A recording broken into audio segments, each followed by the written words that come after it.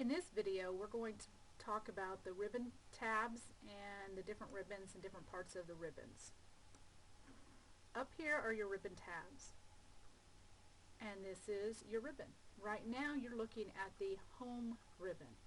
In order to bring up your other ribbons, of course, you just go up there and click on the accompanying ribbon tab, and it switches the tools to that specific ribbon.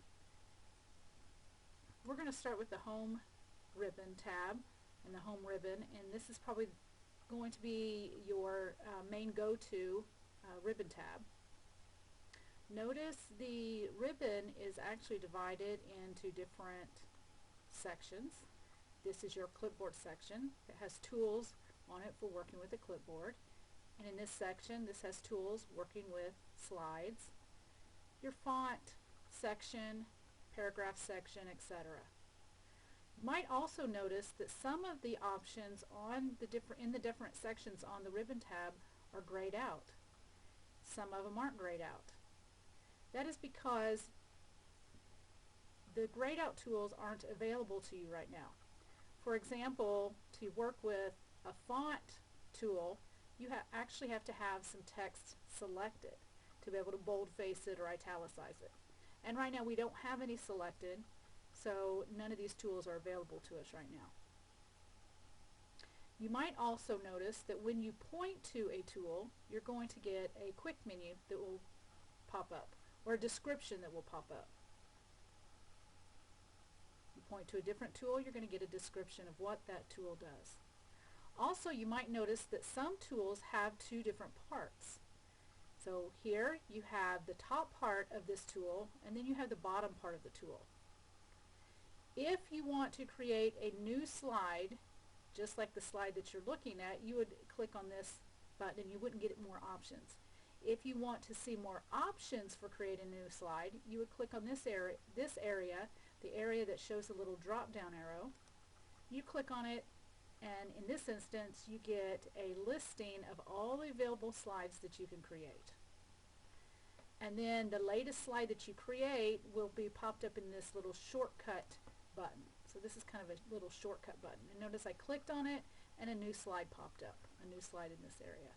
So it kind of automatically does that for you. Also, you might notice that in the bottom section of some of these ribbon tab areas, you have a little expansion button. Some of them don't have that. Just for example, the slides area does not have an expansion button, but the font area does have an expansion button.